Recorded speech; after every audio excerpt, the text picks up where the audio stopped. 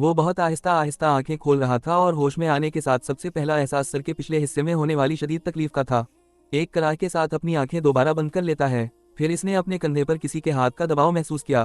کوئی اس کے بہت قریب جھک کر ہلکی آواز میں کہہ رہا تھا، تم کیسا محسوس کر رہے ہو؟ اس نے ایک بار پھر اپنی آنکھیں کھولنے کی کوشش کی، وہ دوبارہ آنکھیں کھولنے میں کامیاب رہا۔ بیڈ کے کنارے اسے چند سائے سے نظر آئے، اس نے انہیں دیکھنے اور ان پر نظر جمانے کی کوشش کی مگر ناکام رہا۔ درد بہت شدید تھا، اس نے ایک بار پھر آنکھیں بند کر لیتا ہے اور کراہنے لگا، تمہارا کیا نام ہے؟ اب اس سے کچھ اور پوچھا گیا۔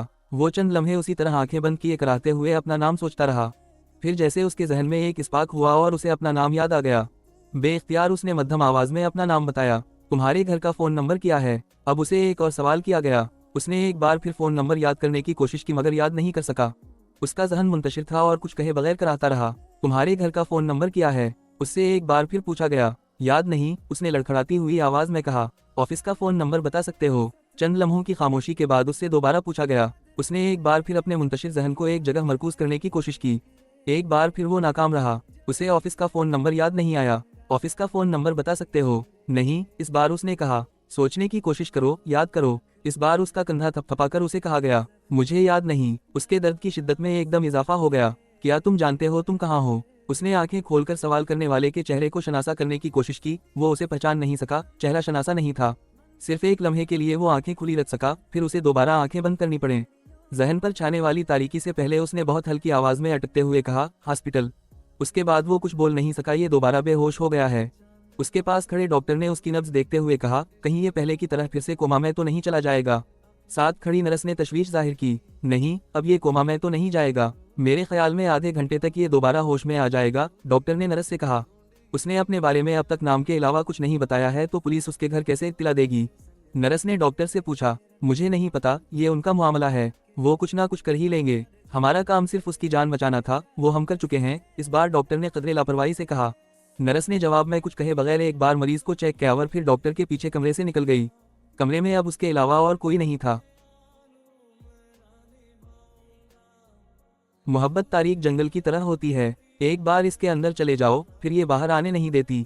باہر آ بھی جاؤ تو آنکھیں جنگل کی تاریکی کی اتنی عادی ہو جاتی ہیں کہ روشنی میں کچھ بھی نہیں دیکھ سکتی، وہ بھی نہیں جو بالکل صاف، واضح اور روشن ہوتا ہے۔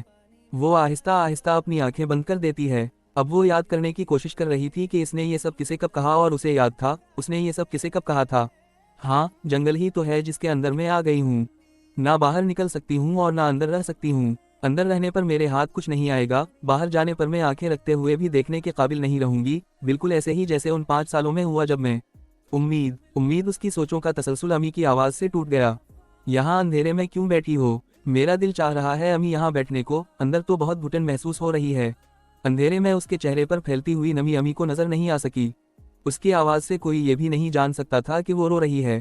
گھٹن ہوا کی وجہ سے ہے، ابھی تھوڑی دیر میں آندھی آ جائے گی اور پھر بارش ہوگی تو موسم ٹھیک ہو جائے گا۔ وہ اندازہ نہیں کر سکی کہ وہ کسے تسلی دے رہی تھی۔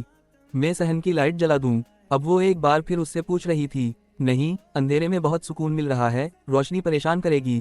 اس نے گردن موڑے بغیر اسے جواب دیا، اور اگر انہیں پتا چل جائے کہ میں کیا کر بیٹھی ہوں یا میرے ساتھ کیا ہو چکا ہے تو شاید ساری عمر مجھے تاریکی میں ہی رہنے دے گی۔ اس نے اگلے جملے پر سوچا، ایک تو تمہاری عادتیں بھی بہت عجیب ہیں، بھلا روشنی کسے پریشان کرے گی؟ وہ اب بھی اس کی پشت پر کھڑی تھی، اس طرح اندھیرے میں بیٹھنا کوئی اچھی بات تو نہیں۔ وہ ایک بار پھر کہہ رہی تھی، بس تھوڑی دیر بیٹھنے دیں پھر میں اٹھ جاؤں گی۔ اس نے بھیگے آنسوؤں کے ساتھ انہیں یقین دلایا۔ اچھا، کھانا کب کھاؤ گی؟ وہ اب دوسری بات پر پریشان ہو رہی تھی۔ کچھ دیر بعد اس نے کہا، میں اندر جا رہی ہوں، تم جلدی اندر آ جاؤ، ٹھیک ہے؟ وہ کسی بچے کی طرح اس سے یقین دہانی چاہ رہی تھی۔ وہ خاموش رہی، اس کی پشت پر قدموں کی چاپ ابھری۔ وہ اندر جا رہی تھی۔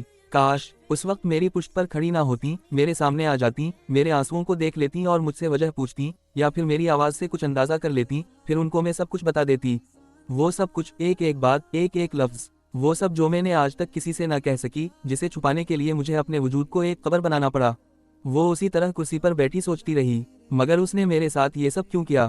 میرے ساتھ ہی کیوں؟ میں نے تو وہ کچھ سوچتے سوچتے ایک بار پھر رک گئی۔ ہاں، میں بھی تو مخلص نہیں رہی، میں نے تو اسے ہمیشہ فار گرانٹڈ لیا، مگر میں نے اس سے سب کی خواہش تو نہیں کی تھی، اور پھر اب جب میں… اس نے ہونٹ بھینچ لیے، آنسو اب اس کی گردن پر پھسلتے ہوئے قمیض کے گریبان میں جذب ہو رہے تھے۔ ہوا ایک دم تیز ہو گئی، اس نے فضا میں گرد محسوس کی، صحن میں لگے ہوئے درخت بہت تیزی سے ہل رہے تھے، ہوا میں اڑنے والے پتے اب اسے ٹکرانے لگے۔ وہ بے جان قدموں سے اٹھ کھڑی ہوئی، اندر کمرے میں آ کر اس نے دروازہ بند کر لیا۔ بیڈ پر لیٹتے ہی وہ آنکھیں بند کر لیتی ہے۔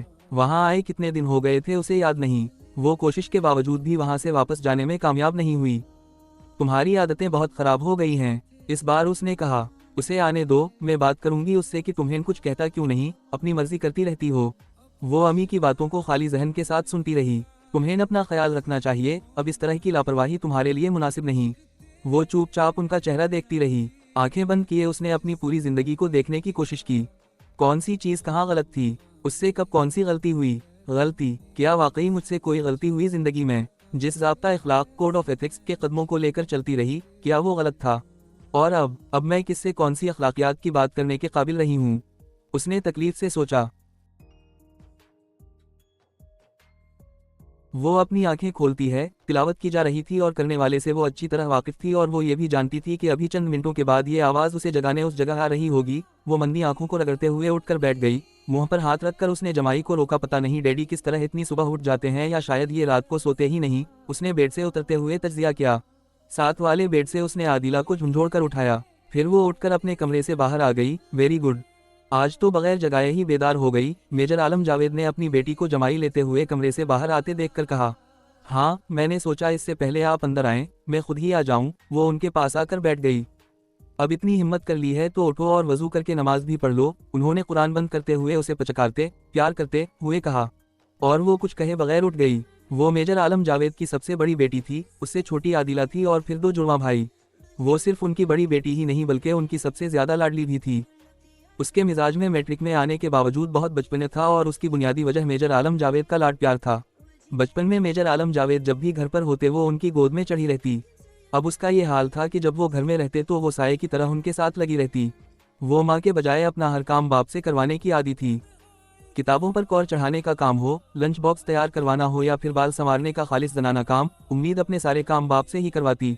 اور شاید اسی عادت کو ڈالنے میں بڑا ہاتھ میجر عالم جاوید کا ہی تھا۔ انہوں نے بچپن ہی سے اس کا ہر کام خود کیا تھا۔ اب یہ حالت ہو گئی کہ اپنی ماں کی ناراضگی کے باوجود وہ سارے کام باپ سے ہی کرواتی۔ جب عالم جاوید ایکسرسائز پر گئے ہوتے تو امید کے سوا کسی کو مشکل پیش نہیں آتی۔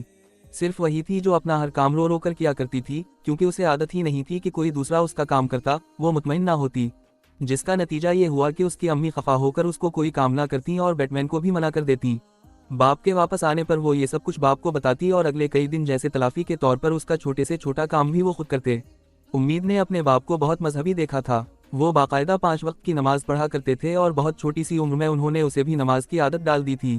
وہ ساتھ رکھتے ہوئے اسے مذہب کے بارے میں بہت کچھ بتایا کرتے تھے، اور وہ کچھ باتوں کو سمجھ جاتی اور کچھ سمجھ نہ پاتی، مگر خاموشی سے سنتی رہتی۔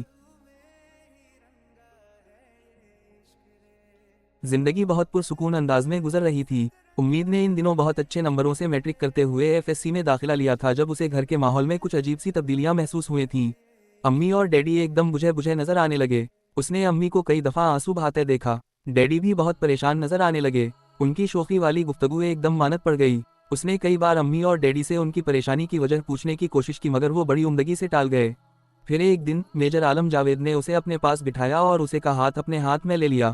تمہیں آج کچھ ضروری باتیں بتانی ہیں۔